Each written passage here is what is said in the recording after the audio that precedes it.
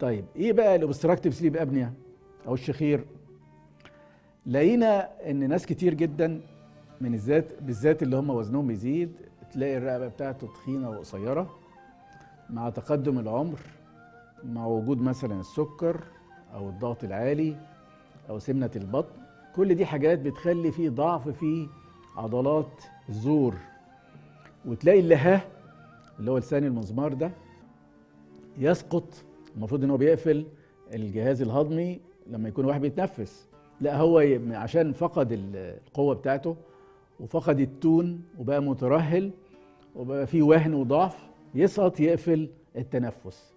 اول ما يقفل التنفس نسبه الاكسجين تقل جدا، وممكن ساعات بيصحى بقى ساعتها، يعني من كتر ما هو نسبه الاكسجين بتقل يصحى فيعدل وضعه فيبدا تاني ينتظم ويرجع تاني.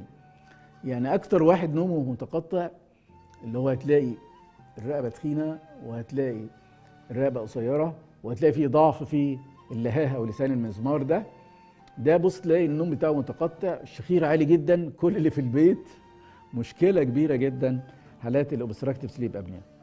الناس دول لما عملنا لهم رسم نوم لقينا ان هم ما بينامش نص ساعه على بعضها كامله، لازم يصحى كل شويه، وممكن يصحى وهو مش مركز، بيبقى سيمي يعني سليب اللي هو يعني ايه بين النوم واليقظه، لكن بيتحرك كتير في السرير، بيتقلب، بيهز رجليه كتير، وبتحصل عنده حاجه اسمها ريستلس ليك سندروم، متلازمه الارجل اللي هي غير مرتاحه او مستقره او منبسطه على السرير.